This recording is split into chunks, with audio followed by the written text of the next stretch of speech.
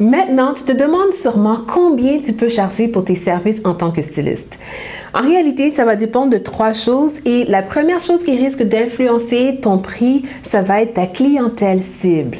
Donc, une des choses qu'il faut se demander, c'est quelle est la tranche d'âge de la clientèle que tu cibles? Est-ce que c'est des adolescents entre 16 et 18 ans?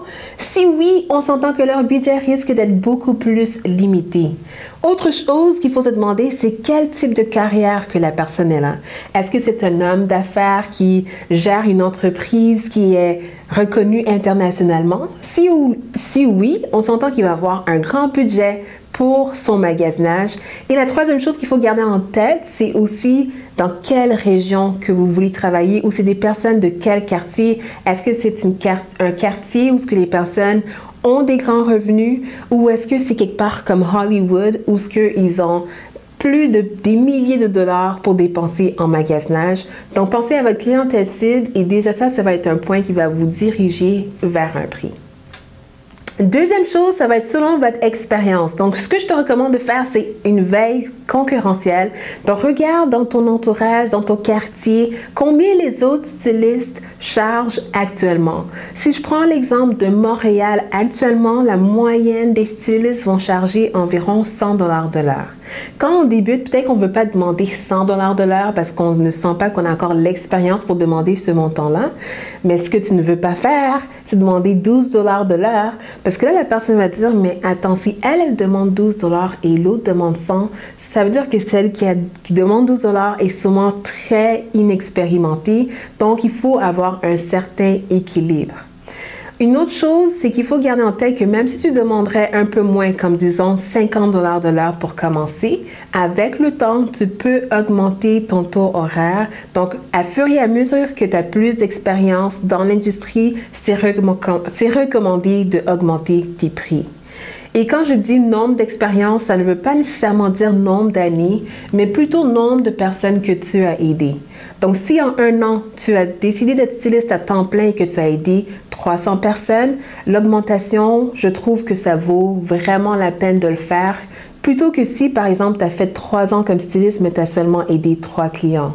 Bien, à ce moment-là, tu n'es peut-être pas encore prêt à augmenter ton salaire. Donc, un taux horaire s'augmente avec justement la valeur que tu as apportée. Plus que tu as de la valeur à apporter à une personne à cause de ton expérience ou à cause des informations que tu as acquis, bien, plus tu pourras demander en retour d'être payé pour tes services.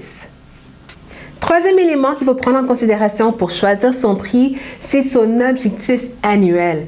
Si tu te dis que pour la prochaine année, tu veux faire 24 000 $, ça voudrait dire que tu voudrais faire environ 2 000 $ à chaque mois. Et si, en faisant ce calcul, tu réalises, ben, au niveau du temps que je suis prêt à investir, je pourrais seulement aider 4 clients dans ce mois, donc un client par mois.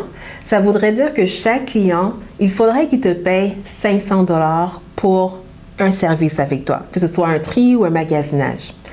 Donc maintenant, une fois que tu as sélectionné ce montant qui est 500 $ par contrat, il faut que tu regardes au niveau de ton expérience et au niveau de ta clientèle cible, si ce chiffre concorde, est-ce que ça fait du sens? Par exemple, si tu dis que ça revient à 500 $ par contrat, mais tu dis que tu veux aider des jeunes de 16 à 18 ans, ça ne fonctionne peut-être pas, sauf si cette clientèle, comme j'ai mentionné, est dans un quartier où il vit avec un revenu qui est élevé, comme si c'était un jeune qui vivait, par exemple, à Hollywood. Mais vraiment, prenez le montant et si vous voyez que ça ne concorde pas au niveau du client potentiel et de l'expérience, il faudra changer le prix. Donc, encore avec le 2 000 $, cette fois-ci, ce qu'on pourrait faire, c'est faire 2 000 $ divisé par 8 clients cette fois-ci et ça reviendrait pour chaque client 250 $.